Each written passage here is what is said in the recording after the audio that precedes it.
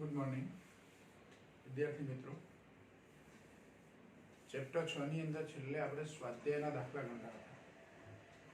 જેટલી થિયરી આપણે શીખ્યા છે એને આધારે જે દાખલા હતા સ્વાધ્યાયમાં એ લગભગ આપણે પૂરા કર્યા છે. હવે નવી થિયરી આજે આપણે શીખીએ. નવો પ્રશ્ન જેમાં ઉર્જાના જુદા જુદા સ્વરૂપોની ચર્ચા કરવાની છે. આમ તો તમે ઉર્જાના સ્વરૂપો વિશે જાણો જ છો. બહુ ચર્ચા કરીએ એવું જરૂરી નથી, કારણ કે એક વખત તમે વાંચો તો પણ ખ્યાલ આવી ગયો છે. અને આ ઉર્જાઓ વિશે તમે ભૂતકાળમાં 9મા કે 10મા ધોરણમાં આવું શીખ્યા છો કે વ્યવહારમાં જુદી જુદી ઉર્જાઓ હોય. આપણે એની થોડી ચર્ચા કરવાની છે. કોઈ વખતે તમને પ્રશ્ન પૂછી શકાય કે ઉર્જાના જુદા જુદા સ્વરૂપોની ચર્ચા કરો, આવો પ્રશ્ન આપણને પૂછી શકાય.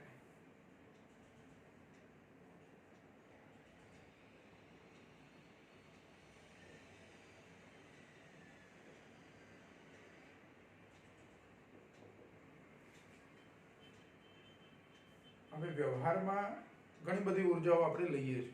એમાં અમુક ઉર્જાઓ એની અહીંયા ચર્ચા કરી છે. દાખલા તરીકે ઉષ્મા ઉર્જા, રાસાયણિક ઉર્જા, વિદ્યુત ઉર્જા, ન્યુક્લિયર ઉર્જા, બરાબર. તો આ બધી ઉર્જાઓ એની ચર્ચા કરી છે. અને દ્રવ્યનું ઉર્જામાં રૂપાંતર થઈ શકે એની પણ ચર્ચા કરેલી છે. તો એવી જુદી જુદી ઉર્જાઓની અંદર ઘણી બધી ઉર્જાઓ છે, પણ અહીંયા અમુક ઉર્જાઓની આપણે ચર્ચા કરી છે. તો એવી જુદી જુદી ઉર્જાઓમાં એક ઉર્જા છે આપણી ઉષ્મા ઉર્જા.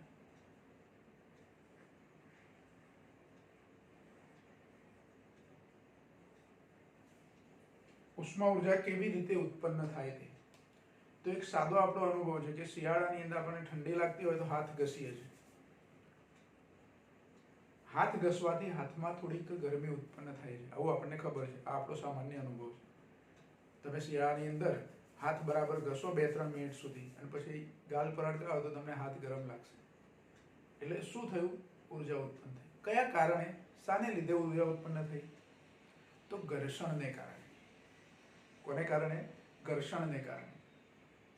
વ્યવહારમાં બીજી ઘણી બધી જગ્યાએ આપણે ઘર્ષણને કારણે ઉષ્મા ઉર્જા ઉત્પન્ન થાય છે એવું જોઈ શકીએ છીએ.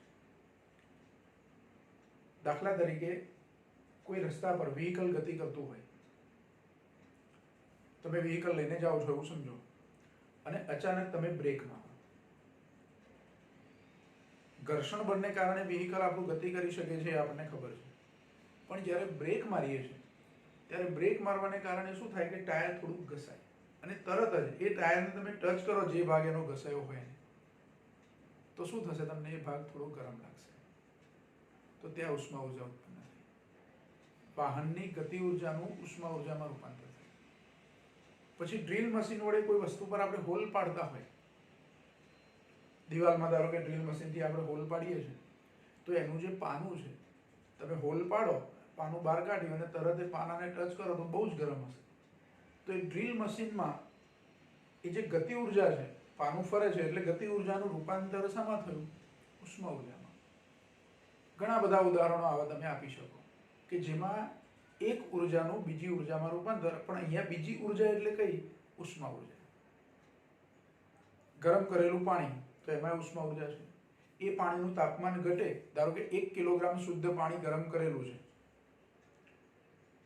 એ પાણીના તાપમાનમાં 10 ડિગ્રી જેટલો ઘટાડો થાય. તમે ખુલ્લું મૂકી દો ગરમ કરેલું, ગેસ પર એક પાત્રમાં ગરમ કરેલું પાણી છે, 1 લીટર પાણી, થોડોક સમય ખુલ્લું મૂકી રાખો. ગરમ કરીને જેવું તમે ઉતાર્યું એ વખતે પહેલાં એનું થર્મોમીટરથી તાપમાન નોંધી લીધું, સમજો કે એનું તાપમાન 90 ડિગ્રી છે. થોડોક સમય રહેવા દો, ધીરે ધીરે તાપમાનમાં ઘટાડો થશે. તાપમાન ઘટીને ધારો કે 80 થઈ ગયું, તો 10 ડિગ્રીનો ઘટાડો થયો. તો એ પાણીએ ઉષ્મા ઉર્જા ગુમાવી છે. ઉષ્મા ઉર્જા સ્વરૂપે એને ઉર્જા ગુમાવી છે. 90 થી 80 થયું એટલે 1 કિલોગ્રામ પાણી હતું અને તાપમાનમાં 10 ડિગ્રીનો ધારો કે ઘટાડો થયો, તો એને 42,000, આશરે 42,000 જૂલ જેટલી ઉર્જા શું કરી છે? ગુમાવી છે. આવું કહી શકાય. એટલે આ જે ઉર્જા છે, અથવા તો બહુ ઠંડુ પાણી હોય અથવા બરફ હોય, તમે વાતાવરણમાં ખુલ્લો મૂકી દો તડકામાં, તો ધીરે ધીરે પીગળવા લાગશે. તો એ વાતાવરણમાંથી ઉર્જા મેળવે છે. કયા સ્વરૂપે? ઉષ્મા ઉર્જા સ્વરૂપે. એને ઉષ્મા ઉર્જા મળે છે. ગરમ પાણી હોય તો ઉષ્મા ઉર્જા ગુમાવે છે. એટલે ઉષ્મા ઉર્જાનો વિનિમય થયો કહેવાય. પણ એ ઉર્જા એ આપણી ઉષ્મા ઉર્જા છે. બરાબર. અહીંયા કોઈ સૂત્રો કે એવું કશું તારવવાનું નથી, ટૂંકમાં એની ચર્ચા કરવાની છે. બીજી ઉર્જા છે રાસાયણિક ઉર્જા.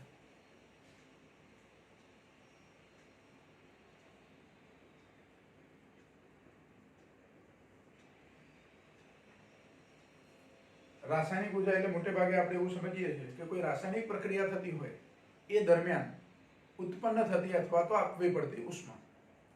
ઘણી રાસાયણિક પ્રક્રિયાઓ એવી હોય છે કે એ પ્રક્રિયા દરમિયાન ઉર્જા ઉત્પન્ન થાય, મોટે ભાગે ઉષ્મા ઉર્જા સ્વરૂપે હોય. અને ઘણી રાસાયણિક પ્રક્રિયાઓ એવી હોય છે કે જે પ્રક્રિયા શક્ય બને એ માટે બહારથી તમારે ઉર્જા આપવી પડે છે. એમાં ઉર્જા ઉત્પન્ન થતી નથી પણ ઉર્જા શોષાય છે. એટલે રાસાયણિક પ્રક્રિયામાં જે રાસાયણિક ઉર્જા છે એ બે પ્રકારની હોય. એટલે એ પ્રક્રિયાઓ બે પ્રકારની હોય. એક ઉર્જા શોષક અને બીજી ઉર્જા ક્ષેપક, અથવા ઉષ્મા શોષક અને ઉષ્મા ક્ષેપક એવું કહી શકો. અમુક પ્રક્રિયાઓ એવી છે કે જેને શક્ય બનાવવા માટે બહારથી તમારે ઉર્જા આપવી પડે તો એ પ્રક્રિયા ઉર્જા શોષક કહેવાય. અને અમુક પ્રક્રિયાઓ એવી છે કે જે પ્રક્રિયા દરમિયાન બહારથી તમારે ઉર્જા આપવી પડતી નથી પણ ઉર્જા મુક્ત થાય છે તો ઉર્જા ક્ષેપક. જો ઉર્જા ઉષ્મા ઉર્જા સ્વરૂપમાં હોય, આપવી પડતી અથવા ઉત્પન્ન થતી, તો ઉષ્મા શોષક, ઉષ્મા ક્ષેપક આવી પ્રક્રિયાઓ કહી શકાય. તો રાસાયણિક પ્રક્રિયા દરમિયાન પણ જે ઉર્જા ઉત્પન્ન થાય એ રાસાયણિક પ્રક્રિયામાં ભલે ઉષ્મા ઉર્જા સ્વરૂપે થઈ પણ રાસાયણિક પ્રક્રિયામાં ઉત્પન્ન થઈ છે એટલે એ ઉર્જાને આપણે શું કહીએ છીએ? રાસાયણિક ઉર્જા. પથ્થરો ઘસી અને શરૂઆતની અંદર બહુ જૂના સમયમાં જ્યારે અગ્નિની શોધ નહોતી થઈ તે વખતે તો ચકમકના પથ્થરને, એક પથ્થરને બીજા પથ્થર સાથે ઘસી અને તણખો ઉત્પન્ન કરતા હતા.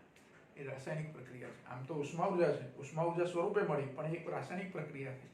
દિવાસળી, દિવાસળીને યોગ્ય પ્રકારની સપાટી પર ઘસીને આપણે દિવાસળી સળગાવીએ છીએ તો દિવાસળીની અંદર જે રાસાયણિક દ્રવ્યો ઉત્પન્ન કર્યા છે એને જ્યારે ઘસવામાં આવે ત્યારે રાસાયણિક પ્રક્રિયા થઈને એ દિવાસળી સળગે છે.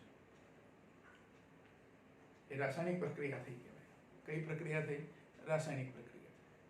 પછી વિદ્યુત કોષ, સૂકો કોષ ધારો કે આપણે લઈએ તો સૂકા કોષની અંદર જે દ્રવ્યો, રાસાયણિક દ્રવ્યો ભર્યા છે અને એને કારણે આપણને વિદ્યુત ઉર્જા મળે છે. પણ અંદર જે દ્રવ્યો ભર્યા છે એના વચ્ચે તો કઈ પ્રક્રિયા થાય છે? રાસાયણિક પ્રક્રિયા. અને રાસાયણિક પ્રક્રિયા દરમિયાન જે ઉર્જા ઉત્પન્ન થાય એ રાસાયણિક ઉર્જા. રાસાયણિક ઉર્જાનું પછી આપણે વિદ્યુત ઉર્જામાં શું કરીએ છીએ? રૂપાંતર કરીએ છીએ સૂકા કોષની અંદર. પછી વોલ્ટાનો કોષ કે લેડ સંગ્રાહક કોષ, એ બધા કોષની અંદર પણ કઈ પ્રક્રિયાઓ થતી હોય છે દ્રાવણમાં? તો રાસાયણિક પ્રક્રિયાઓ થતી હોય છે. કઈ પ્રક્રિયા થાય? રાસાયણિક પ્રક્રિયા. એટલે એના પણ ઘણા બધા તમે ઉદાહરણ આપી શકો. બીજી ઉર્જામાં છે વિદ્યુત ઉર્જા. ત્રીજી ઉર્જા લઈએ તો વિદ્યુત ઉર્જા. આપણે હમણાં જ સૂકા કોષની વાત કરી. કોઈ એક નાનો બલ્બ છે એને વાયર સાથે જોડી, બે વાયર સાથે, અને બલ્બના બે છેડા સાથે એના છેડા આપણે ટચ કરીએ તો બલ્બ ચાલુ થશે. તો એ બલ્બ ચાલુ થયો એ વખતે સૂકો કોષ છે એની અંદર રાસાયણિક પ્રક્રિયા ચાલે છે પણ એનું રૂપાંતર શામાં થયું? વિદ્યુત ઉર્જામાં. એટલે જે વાયર સાથે આપણે બલ્બને જોડેલો છે, બલ્બ છે વાયરથી આપણે કોષ સાથે જોડેલો છે, તો વાયરની અંદર ઇલેક્ટ્રોનની ગતિ થાય છે. પેલા કોષની અંદર પણ વિદ્યુત ભારો, જે આયનો હશે એની ગતિ થતી હશે. અને બાહ્ય પરિપથમાં જે તાર છે એની અંદર ઇલેક્ટ્રોનની ગતિ થતી હશે. તો ઇલેક્ટ્રોનની ગતિને કારણે આપણને વિદ્યુત પ્રવાહ મળ્યો અને પ્રવાહ મળ્યો એટલે બલ્બ ચાલુ થયો, પરિપથ પૂર્ણ થયો.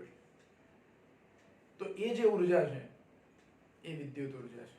વિદ્યુત ઉર્જાથી આપણે બલ્બ ચાલુ કરી શકીએ. આપણા ઘરની અંદર પણ બધા ઇલેક્ટ્રિક સાધનો ચાલે છે. કઈ ઉર્જાથી ચાલે છે? વિદ્યુત ઉર્જાથી. પંખો ચાલે છે તો વિદ્યુત ઉર્જાથી એ પંખો ચાલે છે. પછી પંખો ફરે છે, વિદ્યુત ઉર્જાનું પછી રૂપાંતર થયું ગતિ ઉર્જામાં, પંખાની ગતિ ઉર્જામાં રૂપાંતર થયું અને એનાથી આપણને હવા મળે છે. હીટર હોય તો વિદ્યુત ઉર્જાનું ઉષ્મા ઉર્જામાં રૂપાંતર થાય છે. હીટર હોય તો, હીટર હોય, ઓવન હોય, ઇલેક્ટ્રિક કેટલી હોય, ઇસ્ત્રી હોય, એ બધામાં વિદ્યુત ઉર્જાનું રૂપાંતર શામાં થાય છે? ઉષ્મા ઉર્જામાં થાય છે. એટલે જો અહીંયા ભલે ઉર્જાના જુદા જુદા પ્રકારોની આપણે ચર્ચા કરીએ છીએ પણ એક ઉર્જાનું બીજી ઉર્જામાં રૂપાંતર જ થતું હોય છે. એક ઉર્જાનું બીજી ઉર્જામાં શું થાય છે? રૂપાંતર થાય છે. બરાબર. આ રાસાયણિક ઉર્જાનું બીજું ઉદાહરણ આપવું હોય તો કોલસો કે જે બળતણ છે આપણું, પેટ્રોલ છે કે કોલસો છે કે ડીઝલ છે, એ બધા બળતણો સળગીને આપણને ઉર્જા મળે છે, તો એ પણ એક પ્રકારની કઈ પ્રક્રિયા છે? રાસાયણિક પ્રક્રિયા છે.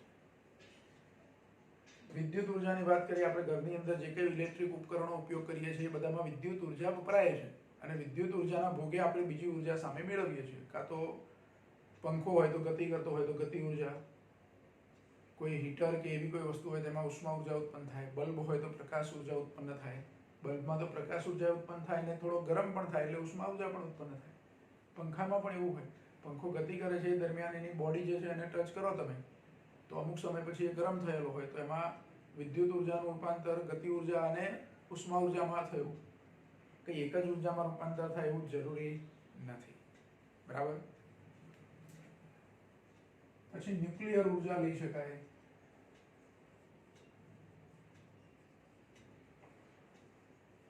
પ્રકાશ ઉર્જા તમે લઈ શકો. બરાબર. ન્યુક્લિયર ઉર્જામાં શું હોય? તો એનું સાદામાં સાદું અથવા બહુ સહેલું ઉદાહરણ લેવું હોય તો સૂર્યમાં ચાલતી પ્રક્રિયા. સૂર્યમાં જે પ્રક્રિયા ચાલે છે એનાથી આપણે વાકેફ છીએ. સૂર્યમાં ચાલતી પ્રક્રિયાને આપણે તાપ ન્યુક્લિયર સંલયન પ્રક્રિયા એવું કહીએ છીએ. હાઇડ્રોજન સંયોજાય અને એનાથી સહેજ ભારે એવા હિલિયમ પરમાણુઓ બને છે. તો હાઇડ્રોજન અને હાઇડ્રોજન વચ્ચે સંલયન થાય છે, એ દરમિયાન ઉર્જા મુક્ત થાય છે.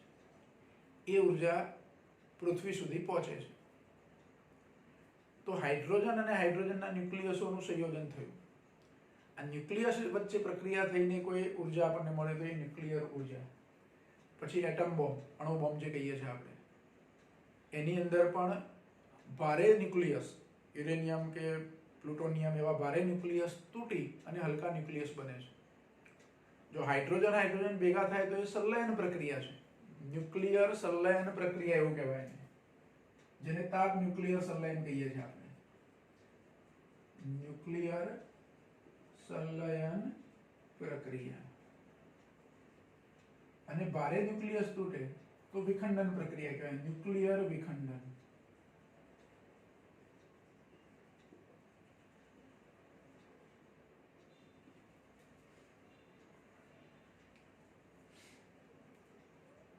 તો ન્યુક્લિયર સંલયન પ્રક્રિયા, હલકા ન્યુક્લિયસો જોડાય અને એનાથી સહેજ મોટું ન્યુક્લિયસ બને, એ દરમિયાન ઉર્જા મુક્ત થાય, એ ન્યુક્લિયર ઉર્જા. ન્યુક્લિયર વિખંડન પ્રક્રિયા, વિખંડન એટલે ભારે ન્યુક્લિયસ તૂટે અને હલકા ન્યુક્લિયસ બને, લગભગ બે સરખા ટુકડા. એ પ્રક્રિયા દરમિયાન પણ ઉર્જા મુક્ત થાય. તો આ બંને પ્રક્રિયાઓમાં જે ઉર્જા મુક્ત થાય એ ઉર્જાને આપણે શું નામ આપ્યું છે? ન્યુક્લિયર ઉર્જા. એટમ બોમ્બ એનું ઉદાહરણ છે. પછી ન્યુક્લિયર રિએક્ટરની અંદર પણ આ ઉર્જા આપણે મેળવીએ છીએ. પછી એ ઉર્જાનું બીજી ઉર્જામાં આપણે રૂપાંતર કરીએ અલગ વાત છે, પણ એ પ્રક્રિયા દરમિયાન જે ઉર્જા ઉત્પન્ન થઈ એ ન્યુક્લિયર ઉર્જા. અને ન્યુક્લિયર ઉર્જા શરૂઆતમાં કયા સ્વરૂપે હોય છે? તો ઉષ્મા ઉર્જા સ્વરૂપે હોય છે. સૂર્યમાંથી પૃથ્વી પર પ્રકાશ આવે છે તો આપણને ગરમી મળે છે, તો ઉષ્મા ઉર્જા સ્વરૂપે છે. ભલે એ પ્રક્રિયા ન્યુક્લિયર પ્રક્રિયા છે, ત્યાં થતી સૂર્યમાં થતી પ્રક્રિયા. એ પ્રક્રિયા દરમિયાન જે ઉર્જા મુક્ત થાય છે એને આપણે ન્યુક્લિયર ઉર્જા કીધી, પણ એ સ્વરૂપ કયું છે એનું? ઉષ્મા ઉર્જામાં રૂપાંતર પામી છે. પછી અણુ રિએક્ટરની અંદર એ ઉષ્મા ઉર્જાનો યોગ્ય રીતે ઉપયોગ કરીને આપણે વિદ્યુત મેળવીએ છીએ. એટલે બીજી ઉર્જામાં રૂપાંતર થઈ શકે છે, પણ મુખ્ય એ જે ઉર્જા છે એ કઈ ઉર્જા છે? ન્યુક્લિયર ઉર્જા છે. તો આવી જુદી જુદી ઉર્જાઓ વિશે આપણે નોંધ લખવાની છે. કોઈ જગ્યાએ કોઈ સૂત્ર તારવવાનું નથી. બરાબર. એમાં આપણને આંકડાકીય માહિતીમાં થોડું આપ્યું છે કે 1 કિલોગ્રામ કોલસાનું દહન થાય તો કેટલી ઉર્જા મુક્ત થાય? તો 3 × 10⁷ જૂલ જેટલી ઉર્જા મુક્ત થાય. 1 કિલોગ્રામ કોલસાનું દહન કરવામાં આવે તો એમાંથી ઉત્પન્ન થતી ઉર્જા. એટલે એ થોડા આંકડાકીય માહિતી એવી આપી છે, બહુ ઓછી. બરાબર. પછી બીજો આમાં પોઈન્ટ છે, દ્રવ્યનું ઉર્જામાં રૂપાંતર અથવા દળનું ઉર્જામાં રૂપાંતર.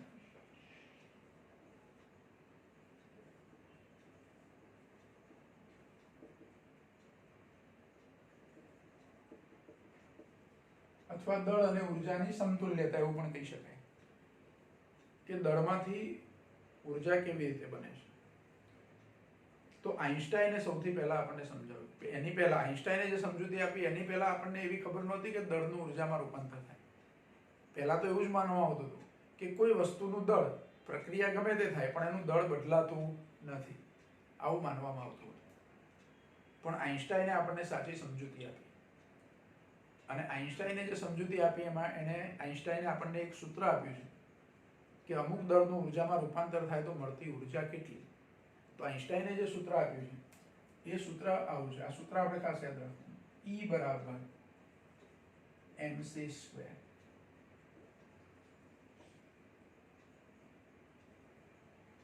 જ્યાં m એટલે શું, તો જે દળ એનું ઉર્જામાં રૂપાંતર થાય તે દળ, ધારો કે 1 કિલોગ્રામ દળનું ઉર્જામાં રૂપાંતર થયું તો m બરાબર 1. અને c એટલે પ્રકાશનો વેગ, m એટલે દળ છે, જે દળનું ઉર્જામાં રૂપાંતર થાય તે, અને c એ પ્રકાશનો વેગ છે. c એ શું છે, પ્રકાશનો વેગ છે. ઘણી વખતે m ને બદલે આપણે ડેલ્ટા m પણ લખીએ છીએ. પૂરેપૂરું દળનું ઉર્જામાં રૂપાંતર ના થતું હોય તો અમુક દળનું ઉર્જામાં રૂપાંતર થાય કોઈ પ્રક્રિયાને અંતે. દાખલા તરીકે ન્યુક્લિયર વિખંડન પ્રક્રિયા છે, તો ન્યુક્લિયર વિખંડન પ્રક્રિયામાં યુરેનિયમનું ન્યુક્લિયસ છે, એના 2 ટુકડા થાય અને ઉર્જા પણ મુક્ત થાય. તો એના 2 ટુકડા થાય, 2 ટુકડાઓના દળનો સરવાળો તમે કરો, ન્યુક્લિયર દળનો સરવાળો, તો યુરેનિયમનું જે કુલ દળ છે એના કરતાં જુદું હશે. એટલે દળમાં શું થશે, તફાવત હશે. અને દળમાં તફાવત હશે તો એ દળનો જે તફાવત માપવામાં આવે એ દળનો તફાવત અહીંયા આપણે લખવાનો છે. એટલે જેટલું દળ ઓછું થાય છે તે લખવાનું છે. ઘણી વખત એવું થાય કે પૂરેપૂરું દળ વપરાઈ ગયું તો પૂરેપૂરું લેવાનું. કોઈ વખત એવું થાય કે અમુક જ દળનું ઉર્જામાં રૂપાંતર થયું, અમુક દળ તો હજુ બચ્યું છે, તો બચેલું દળ અહીંયા આપણે લેતા નથી. દળનો તફાવત અથવા જે દળનું ઉર્જામાં રૂપાંતર થયું હોય તે. એટલે સૂત્ર E બરાબર mc² અથવા E બરાબર ડેલ્ટા mc², એવી રીતે પણ ઘણી વખતે લખાય છે, જે m એ દળ છે. અહીંયા પણ આપણને એક આંકડાકીય માહિતી આપી છે, જુઓ આમાં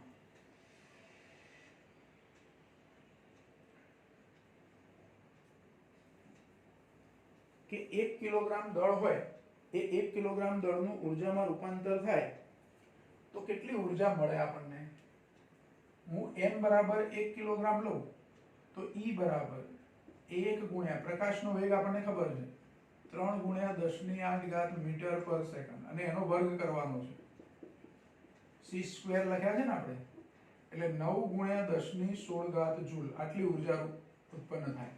જો 1 કિલોગ્રામ જેટલું દળ એનું સંપૂર્ણપણે ઉર્જામાં રૂપાંતર થાય તો આટલી ઉર્જા મુક્ત થાય. અને આ ઉર્જા કેટલી ગણાય, તો ધારો કે એક પાવર સ્ટેશન છે, વીજળી ઉત્પન્ન કરતું પાવર સ્ટેશન, એ 3000 મેગાવોટ જેટલી ઉર્જા 1 વર્ષ સુધી ઉત્પન્ન કરે એટલી ઉર્જા છે.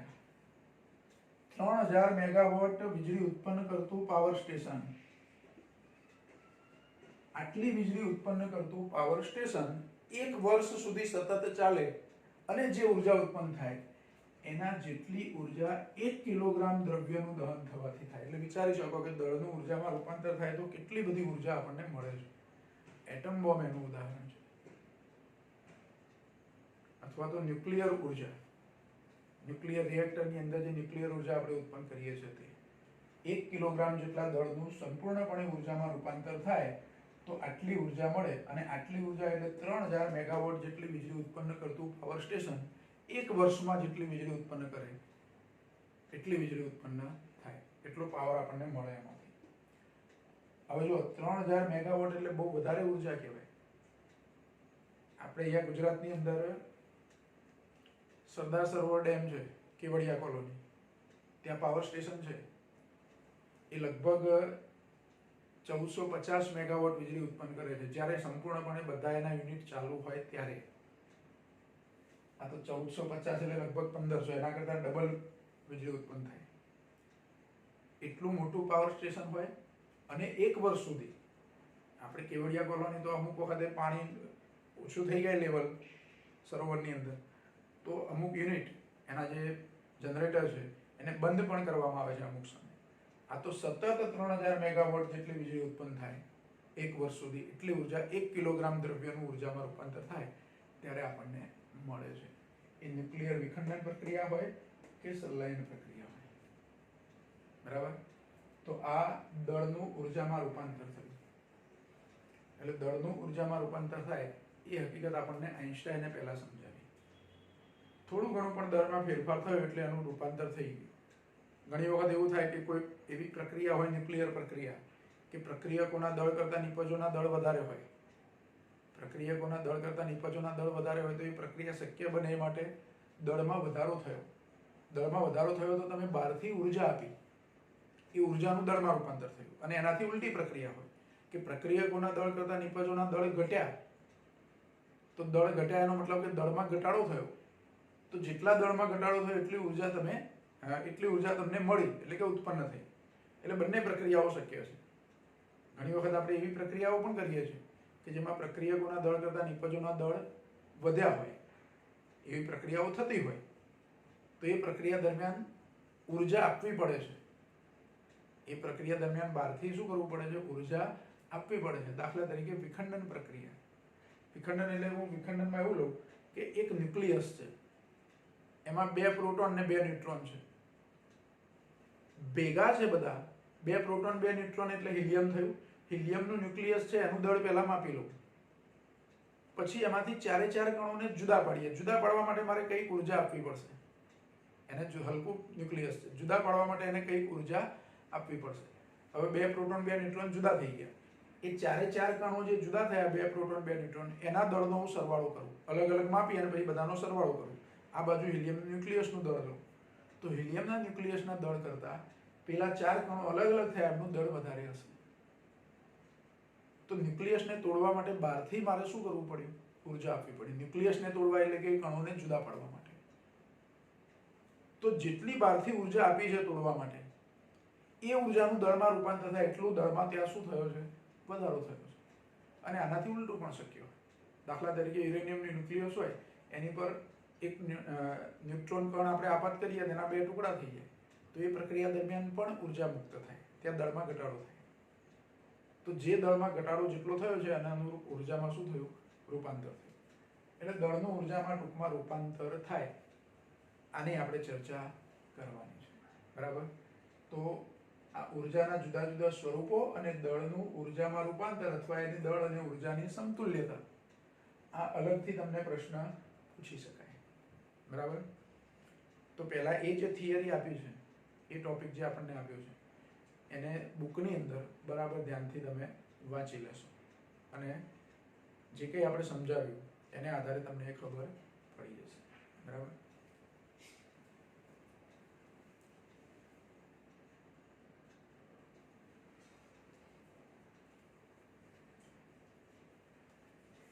જો બીજો પ્રશ્ન છે ઉર્જા સંરક્ષણનો નિયમ. આમ તો આપણે આગળ આ જ ચેપ્ટરની અંદર યાંત્રિક ઉર્જા સંરક્ષણનો નિયમ શીખ્યા છે. પછી સંરક્ષણના બીજા નિયમમાં આપણે એક વેગમાન સંરક્ષણનો નિયમ પણ આગળ શીખેલા છે અગાઉના ચેપ્ટરમાં. તો આવા સંરક્ષણના જુદા જુદા નિયમો હોય, એમાં સૌથી વધારે વ્યાપક એવો નિયમ છે ઉર્જા સંરક્ષણનો નિયમ. જો યાંત્રિક ઉર્જા સંરક્ષણનો નિયમ અને આ ઉર્જા સંરક્ષણનો નિયમ બે અલગ રીતે આપણે સમજવાના છે, અલગ વસ્તુ. યાંત્રિક ઉર્જા સંરક્ષણનો નિયમ લઈએ એટલે અલગ કરેલું તંત્ર લઈએ છીએ આપણે. ધારો કે બંદૂક અને ગોળીનું ઉદાહરણ લીધેલું આપણે, રાઇફલ અને બુલેટ. તો એમાં બુલેટ અને રાઇફલ એ બેની જ આપણે વાત કરતા હતા. આજુબાજુની બીજી પરિસ્થિતિ કે બીજી કોઈ વસ્તુઓની આપણે વાત કરતા નહોતા, એને અલગ કરેલું તંત્ર ગણતા હતા. અને એવા તંત્રની ગતિ ઉર્જા અને સ્થિતિ ઉર્જાનો સરવાળો, બે જ ઉર્જાઓ લેતા હતા. ગતિ ઉર્જા અને સ્થિતિ ઉર્જાનો સરવાળો એ કુલ ઉર્જા જેટલો હોય, એટલે કે યાંત્રિક ઉર્જા જેટલો. એટલે અલગ કરેલા તંત્રની યાંત્રિક ઉર્જા અથવા કુલ ઉર્જા અચળ રહે છે, આવી આપણે ચર્ચા કરતા હતા. જ્યારે અહીંયા ઉર્જા સંરક્ષણમાં શું લેવાનું છે? સમગ્ર બ્રહ્માંડ આવી, આખું બ્રહ્માંડ, એને આપણે અલગ કરેલું તંત્ર ગણીએ છીએ. એ અલગ કરેલા તંત્રમાં કુલ ઉર્જાનું સંરક્ષણ થાય છે. જેટલી ઉર્જા જે સ્વરૂપે હોય, જેટલા સ્વરૂપો ઉર્જાના હોય, બધા જ સ્વરૂપો આવી ગયા. એમાં દળનું ઉર્જામાં રૂપાંતર થતું હોય તો એ આવી ગયું, બધું જ આવી ગયું. એટલે એક ઉર્જાનું બીજી ઉર્જામાં રૂપાંતર થતું હોય પણ આવી ગયું. પણ સમગ્ર બ્રહ્માંડની અંદર, તો સમગ્ર બ્રહ્માંડની અથવા તો વિશ્વમાં એવું કહી શકીએ આપણે, વિશ્વમાં ઉર્જાનો કુલ જથ્થો અચળ રહે છે. એક ઉર્જાનું બીજી ઉર્જામાં રૂપાંતર થઈ શકે છે, પણ નવી ઉર્જા ઉત્પન્ન થતી નથી કે ઉર્જાનો નાશ થતો નથી, રૂપાંતર થઈ શકે છે. દાખલા તરીકે આપણે વિદ્યુત ઉર્જાનું ઉષ્મા ઉર્જામાં કે વિદ્યુત ઉર્જાનું પ્રકાશ ઉર્જામાં આવા રૂપાંતરો થઈ શકે. પણ એવું કહો કે ઉર્જા નાશ થઈ, આપણે ધારો કે દિવાસળી સળગાવી, એક રાસાયણિક પ્રક્રિયા થઈ અને દિવાસળી સળગી, પછી બંધ થઈ ગઈ, તો એ ઉર્જા ગઈ ક્યાં? તો વાતાવરણમાં વિકિરણ સ્વરૂપે ગઈ, પણ એ નાશ થયો નથી. એક ઉર્જાનું બીજી ઉર્જામાં શું થયું છે? રૂપાંતર થયું છે. એક ઉર્જાનું બીજી ઉર્જામાં શું થયું? રૂપાંતર થયું છે. પણ એવું કદી થતું નથી કે ઉર્જાનો સંપૂર્ણપણે નાશ થઈ જાય, અથવા તમે કોઈ જગ્યાએ નવી ઉર્જા ઉત્પન્ન કરી શકો. તો એ કહો કે આ જગ્યાએ ઉર્જા ઉત્પન્ન થઈ, તો એ કેવી રીતે ઉત્પન્ન થઈ? બીજી કોઈ ઉર્જાના ભોગે બીજી કોઈ ઉર્જા વપરાઈ અથવા તો દળનું ઉર્જામાં રૂપાંતર થયું. એમને કશું બીજો કોઈ ઉર્જાનો ભોગ આપ્યા સિવાય કે દળનો નાશ થયા સિવાય નવી ઉર્જા ઉત્પન્ન થઈ શકતી નથી. અને એના માટે જે નિયમ આપણે સાંકળેલો છે, આની સીધી આપણે સાબિતી આપી શકતા નથી, પણ આ કદી ખોટું પણ નથી પડ્યું. એટલે આ નિયમ વ્યાપક છે, બરાબર. તો ઉર્જા સંરક્ષણના નિયમમાં ખાલી આપણે વિધાન લખવાનું છે અને થોડીક સમજૂતી આપવાની છે કે ઉર્જાનું બીજી ઉર્જામાં રૂપાંતર થાય છે, એનો નાશ થતો નથી, બરાબર.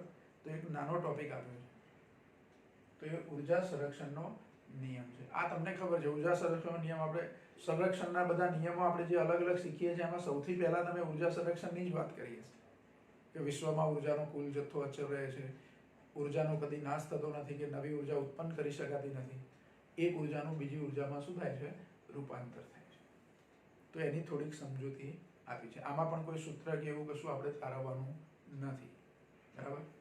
પણ એના પછીનો જે પ્રશ્ન છે એ અગત્યનો પ્રશ્ન, ટૂંકનો ટાઈપમાં પૂછાયો. પાવર, એને શક્તિ એવા શબ્દ વડે પણ દર્શાવ્યું છે. ગુજરાતીમાં આપણે કહેવાય તેને કાર્ય ત્વરા કહી શકાય. અહીંયા એનું બીજું નામ આપ્યું છે શક્તિ. ભૌતિક રાશિ તરીકે આપણે પાવર અથવા કાર્ય ત્વરા આ નામ આપણે સાંભળેલું છે. કાર્યની વ્યાખ્યા આપણે આપી છે, એને આધારે પાવરની વ્યાખ્યા આપવાની છે. કાર્યની વ્યાખ્યા શું આપી છે કે પદાર્થ પર લાગતું બળ અને એનું સ્થાનાંતર, એનો ગુણાકાર, સાદી એક વ્યાખ્યા. અને W બરાબર F ડોટ D આવું સૂત્ર પણ આપણે તારવેલું છે. અદિશ ગુણાકાર છે બળ અને સ્થાનાંતરનો, એ કાર્ય. એટલે કાર્ય અદિશ રાશિ છે.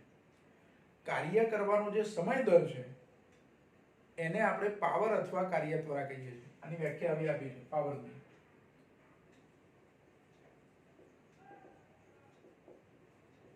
કાર્ય કરવાના સમય દરને પાવર કહે છે. અથવા બીજી રીતે લેવું હોય તો એકમ સમયમાં થતા કાર્યને પાવર કહેવાય. બીજી વ્યાખ્યા લેવી હોય ને તો એકમ સમયમાં થતા કાર્યને પાવર કહે છે.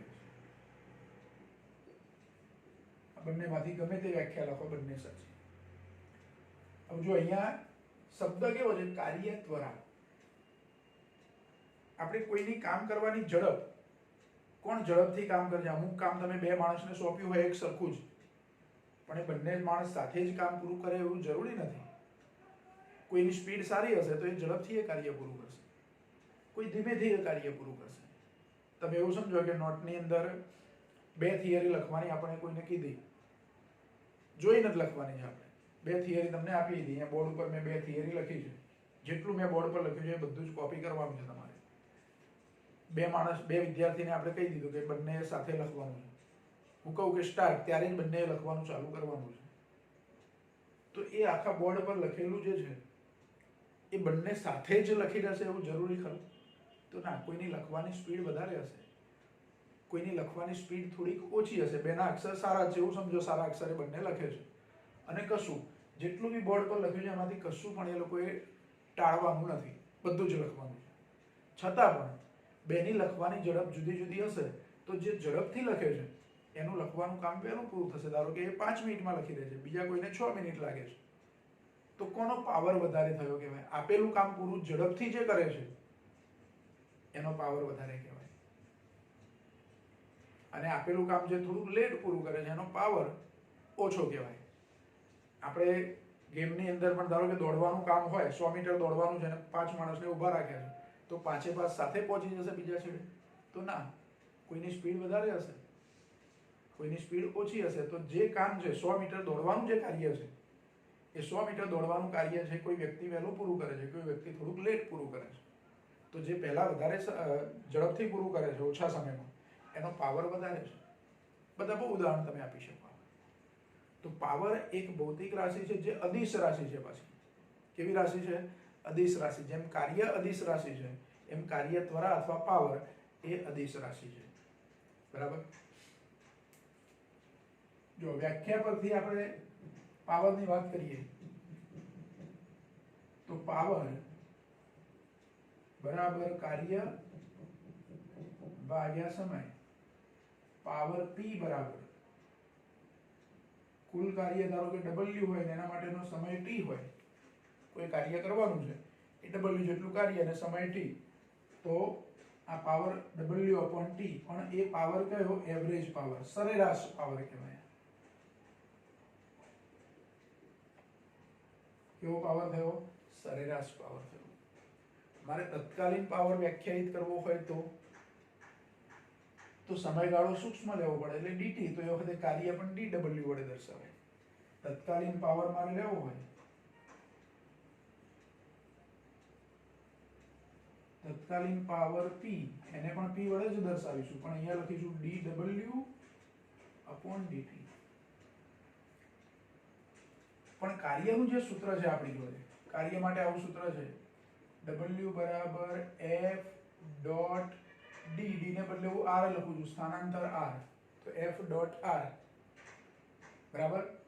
અને dw મારે લેવા હોય તો dw બરાબર f ડોટ dr આવું લખીશું, જ્યાં dr એ સ્થાનાંતર છે, સૂક્ષ્મ સ્થાનાંતર. તો dw ની જગ્યાએ હું f ડોટ dr લખી શકું. તો તત્કાલીન પાવરનું સૂત્ર કેવું થાય? તો f dot dr upon dt. પણ dr અપોન dt આપણે શીખેલા છે. dr અપોન dt એટલે સ્થાનાંતરનું સમયની સાપેક્ષે વિકલન, જેને આપણે વેગ કહીએ છીએ. તો પાવર P બરાબર f ડોટ v, સદિશ f ડોટ સદિશ v, અને f v cos θ આવું પણ કહી શકાય, કારણ કે ડોટ ગુણાકાર છે ને. એટલે પાવર P બરાબર f. જો θ બરાબર 0 હોય તો cos 0 1 થાય, તો P બરાબર fv. બરાબર? એટલે બળ અને વેગનો અદિશ ગુણાકાર. જેમ અહીંયા બળ અને સ્થાનાંતરનો અદિશ ગુણાકાર એટલે કાર્ય છે, એવી રીતે બળ અને વેગનો અદિશ ગુણાકાર એટલે પાવર મળે. પાવર એ અદિશ રાશિ છે, એટલે ડોટ ગુણાકાર આવે અહીંયા. તો આ સૂત્ર એનું ખાસ આપણે યાદ રાખવું પાવર માટે. પછી પાવરનો એકમ શું થાય?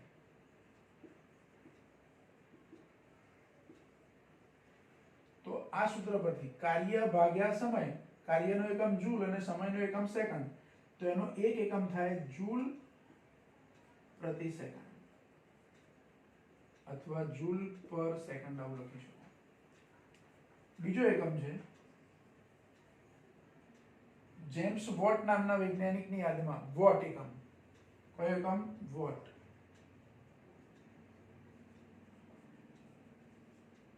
WATT.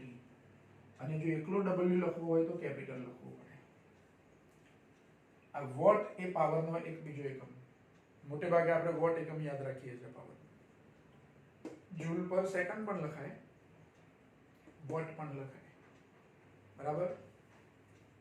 પછી ઘણી વખત વ્યવહારમાં કિલોવોટ, મેગાવોટ એવા એકમો પણ લઈએ છીએ મોટા એકમ તરીકે. વોટ પરથી જ છે પણ મોટો એકમ. દાખલા તરીકે કોઈ પાવર સ્ટેશન છે, એમાં જે વીજળી ઉત્પન્ન થાય છે, આપણે હમણાં વાત કરી કે કેવડિયા કોલોની, સરદાર સરોવર, એ જે બંધ બાંધેલો છે, ત્યાં જે વીજળી ઉત્પન્ન થાય એ મેગાવોટ એકમમાં આપણે માપીએ છીએ કે 1450 મેગાવોટ વીજળી ત્યાં ઉત્પન્ન થાય છે. બરાબર? તો મેગાવોટ, મેગા એટલે m, મેગાવોટ, m એટલે 10⁶, મેગા એટલે. અને ઘણી વખતે કિલોવોટમાં આપણે આ પાવર માપતા હોય. તો કિલોવોટમાં પાવર માપતા હોય તો kW, k ફોર કિલો એટલે 10⁻3. એટલે પાવરના બીજા એકમોમાં kilowatt, kW, k small W capital, megawatt M capital, W પણ કેપિટલ. આ કિલોવોટ છે. કિલોવોટ એટલે 10⁻³ વોટ અને આ મેગાવોટ છે. મેગાવોટ એટલે 10⁻6 વોટ. જો વોલ્ટ નહીં, હા, વોલ્ટ એકમ નથી. આ વોટ એકમ છે. વોલ્ટ એ જુદો એકમ છે, વીજ સ્થિતિમાનના તફાવતનો એકમ. 10મા ધોરણમાં તમે અવરોધ ને એ બધું શીખ્યા હશો, વિદ્યુત સ્થિતિમાનનો તફાવત ને. તો વિદ્યુત સ્થિતિમાનનો તફાવત હોય તો એકમ વોલ્ટ છે, પણ આ પાવર છે એનો એકમ છે વોટ છે. બરાબર? એટલે વોલ્ટ અને વોટ એ જુદા શબ્દો છે, જુદા એકમો છે, જુદી ભૌતિક રાશિઓના એકમો છે. આ કન્ફ્યુઝન ના થાય, ધ્યાન રાખવું. તો પાવરના એકમોમાં જૂલ પર સેકન્ડ લેવાય અથવા વોટ લેવાય. પછી ઘર વપરાશની અંદર જે ઇલેક્ટ્રિસિટી આપણે વાપરીએ છીએ, વીજળી જે વાપરીએ છીએ, આપણે ઘરની બહાર એક મીટર મૂકેલું હોય છે અને એની પરથી લાઇટ બિલ આપણું કેટલું આવે તે નક્કી થાય કે કેટલા યુનિટ વપરાયા, એના આધારે લાઇટ બિલ કેટલું આવે. તો આ યુનિટ શબ્દ જે લઈએ છીએ આપણે, એ કાર્યનો એક એકમ છે. શાનો એકમ છે? કાર્યનો એકમ છે. જો પાવરના એકમમાં બીજો એક પાવર છે આપણે, એનો એકમ છે હોર્સ પાવર. કયો એકમ? Horse power. પહેલા આપણે હોર્સ પાવરની ચર્ચા કરીએ, પછી યુનિટ લઈએ. પાવરનો બીજો એકમ છે હોર્સ પાવર, જેને આપણે HP વડે દર્શાવીએ છીએ. આ એકમ આપણે ક્યાં વાપરીએ છીએ? તો આપણે ઘર વપરાશમાં પાણીની ટાંકીમાં, અંડરગ્રાઉન્ડ ટાંકીથી ઓવરહેડ ઉપર ટેરેસ પર ટાંકી હોય, એમાં પાણી ચડાવવાનું હોય તો ઇલેક્ટ્રિક મોટરનો ઉપયોગ કરીએ છીએ આપણે. તો આ ઇલેક્ટ્રિક મોટરનો જે પાવર છે એ HP એકમમાં હોય છે. જો તમારા ઘરે મોટર હોય તો તમને ખબર હોય તો ઠીક, નહીં તો પેરેન્ટ્સને તમારા પૂછો, પપ્પાને કે મોટા ભાઈ કે જે હોય એને, કે આપણા ઘરમાં જે મોટર છે એ કેટલાની મોટર છે. કેટલાની એટલે કેટલા રૂપિયાની નહીં, કેટલા પાવરની મોટર છે. તો જો એમને ધ્યાનમાં હોય તો એ કહેશે કે 1 HP ની છે, કે 0.5 HP ની છે, કે 1.5 HP ની છે. આવા જુદા જુદા HP ની મોટરો આવે. નાની મોટર હોય તો 0.5 કે 1 HP ની હોય. થોડીક મોટી હોય, 5-6 માળ સુધી પાણી ચડાવવાનું હોય તો કદાચ 1 HP અથવા 1.5 HP ની એવી મોટર હોય. તો આ ઇલેક્ટ્રિક મોટર છે એનો પાવર કયા એકમમાં મપાય છે? હોર્સ પાવરની અંદર. અને 1 HP એ જો પાવરનો એક એકમ વોટ પણ છે અને બીજો એકમ આપણે હોર્સ પાવર પણ કીધો, તો પાવરના જ બંને એકમો છે તો એ બેની વચ્ચે સંબંધ પણ હોય. દાખલા તરીકે લંબાઈના એકમમાં મીટર અને સેન્ટીમીટર, તો 1 મીટરના 100 સેન્ટીમીટર થાય એવી ખબર છે. બંને એકમો શાના છે? લંબાઈના, મીટર અને સેન્ટીમીટર. તો એમની વચ્ચે કોઈ ચોક્કસ સંબંધ હોય. એક જ ભૌતિક રાશિના જુદા જુદા તમે ગમે એટલા એકમો લો, એમની વચ્ચે કોઈ ચોક્કસ સંબંધ હોય છે. તો એવી રીતે પાવર નામની ભૌતિક રાશિનો એક એકમ આપણે વોટ લઈએ છીએ, બીજો એકમ હોર્સ પાવર લઈએ છીએ, તો એ બે વચ્ચે પણ સંબંધ હોય. અને એ સંબંધ આપણે યાદ રાખવાનો છે. 1 HP 1 હોર્સ પાવર બરાબર 746 વોટ થાય. આમ તો 745.7 એવું છે, પણ આપણે રાઉન્ડ ફિગર લઈએ છીએ. 746 વોટ. 1 HP બરાબર 746 વોટ થાય. બરાબર? તો આ પાવરના બે એકમો થયા. કોઈ વખતે ખાલી જગ્યામાં અથવા કોઈ MCQમાં તમને આવો પ્રશ્ન પૂછી શકે કે 1 HP એટલે કેટલા વોટ થાય? તો 746 વોટ. પછી બીજા એક એકમની આપણે વાત કરીએ છીએ, કાર્યનો એકમ. ધ્યાન રાખો, પાવર નહીં. કાર્યનો એક એકમ છે આપણી જોડે કિલોવોટ અવર, kWh. જો kWh લખીએ ને એમાં પણ ધ્યાન રાખો, એને કેવી રીતે લખાય? તો K small, W capital, H small. પછી આવું ના લખાય ને, K capital, W capital, H capital. કોઈ વખતે MCQમાં પૂછી શકાય કે કિલોવોટ અવરને સંજ્ઞામાં કેવી રીતે લખાય, સંકેતમાં કેવી રીતે લખાય? તો K અને H કેવા લેવાના છે? સ્મોલ. અને W કેવો લેવાનો છે? કેપિટલ. બરાબર? પછી ત્રણેય કેપિટલ લો તો ખોટું. K કેપિટલ લો, W સ્મોલ લો, અને આ W ટૂંકમાં સ્મોલ લેવાય જ નહીં. બરાબર? અને K અને H કેપિટલ ના લેવાય. એ સિવાય જો તમે જુદી રીતે લખો તો ખોટું. એટલે K સ્મોલ લેવાનો, H સ્મોલ લેવાનો, W કેપિટલ લેવાનો. આવી રીતે જ કિલોવોટ અવર લખાય. આ કિલોવોટ અવર એ કાર્યનો એક એકમ છે અને 1 કિલોવોટ અવર 1 કિલોવોટ અવર એટલે શું? તો જુઓ, કિલો એટલે 10⁻³ એટલે 10⁻³ વોટ ઇન્ટુ અવર. કે કાઢી નાખવાનો, કારણ કે કે ની જગ્યાએ મેં શું લખી દીધું? 10⁻³. હવે વોટ ઇન્ટુ અવરમાં અવર એટલે કલાક છે, કલાક. કલાકની સેકન્ડ થાય 3600 એટલે એને સેકન્ડમાં ફેરવી દો તો 10⁻³ ગુણ્યા 3600 વોટ ઇન્ટુ સેકન્ડ. કલાકના મેં સેકન્ડ કર્યા, કેટલા? 3600 સેકન્ડ. એટલે હવે આને કેવી રીતે લખાય જુઓ, 36 લખું તો આ બીજી 2 0 છે એટલે 5 ઘાત થાય, 3.6 લખું તો 6 ઘાત થાય, એટલે 3.6 ગુણ્યા 10⁻6 વોટ ઇન્ટુ સેકન્ડ. પણ વોટ ઇન્ટુ સેકન્ડ એટલે શું થાય? તો જૂલ થાય. આપણે જૂલ પર સેકન્ડ અથવા વોટ એવું લીધું એટલે જૂલ પર સેકન્ડ એટલે વોટ થાય, જૂલ પર સેકન્ડ એટલે વોટ થાય. તો સેકન્ડ આ બાજુ લઈ લો તો જૂલ એટલે શું થાય? Watt into second. તો આ વોટ ઇન્ટુ સેકન્ડ થાય એ એક્ચ્યુઅલી જૂલ છે, એટલે 3.6 ગુણ્યા 10⁻6 જૂલ. આ 1 કિલો વોટ અવર kWh. પણ આટલા જૂલ એને 1 યુનિટ કહેવાય. આપણે લાઇટ બિલ ઘરમાં જે વીજળી વાપરીએ છીએ આપણે, અને લાઇટ બિલ આવે છે કે 100 યુનિટ થયા કે 200 યુનિટ થયા, બરાબર? લાઇટ બિલમાં તમે જોશો તો 2 મહિનાનો વપરાશ કેટલો છે તમારો, એ પેલા બિલ બનાવનાર લખીને તમને આપે છે, ને એ પ્રમાણે પછી 1 યુનિટના આટલા રૂપિયા થાય તો તમે આટલા યુનિટ વાપર્યા એટલે આટલું લાઇટ બિલ થયું, બરાબર? તો એ હિસાબ આવે છે, એમાં યુનિટ લખેલા હોય. મીટર પરથી તમે જોઈ શકો છો આંકડો કે કેટલા યુનિટ આપણે આ છેલ્લા 2 મહિના દરમિયાન વાપર્યા છે, અથવા રોજ તમારા કેટલા યુનિટ વપરાય છે, બરાબર? તો આ 3.6 ગુણ્યા 10⁻6 જૂલ એટલે એને 1 યુનિટ કહેવાય. અને યુનિટ એ પણ શાનો એકમ થયો? કાર્યનો એકમ થયો. એટલે જે તમે વીજળી વાપરી તે એ યુનિટ એકમમાં આપણા લાઇટ બિલની અંદર લખાય છે. સમજો કે આપણે ઘરની અંદર એક બલ્બ આપ્યો છે, 100 વોટનો એક બલ્બ છે. હવે તો જો કે આપણે 100 વોટના બલ્બ નથી વાપરતા, એલઈડી બલ્બ તો હવે 10 વોટ ને 15 વોટ ને 20 વોટ સુધીના આપણે વાપરીએ છીએ, 20 વોટ 22 વોટ 26 વોટ. પણ સમજો કે આપણા ઘરની અંદર એક 100 વોટનો બલ્બ છે, થોડુંક વધારે પ્રકાશ ઉર્જા આપે એવું. તો 100 વોટનો બલ્બ હું કેટલા કલાક સુધી ચલાવું તો 1 યુનિટ વપરાય?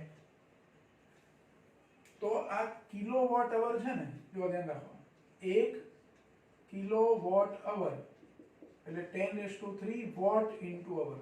તમારો જે બલ્બ છે એ એનો પાવર વોટ એકમમાં છે અને વાપરો છો તે સમય, કેટલા સમય સુધી ચાલુ રાખો છો તે કલાકમાં લો. તો પાવર અને સમય એ બેનો ગુણાકાર 1000 થાય.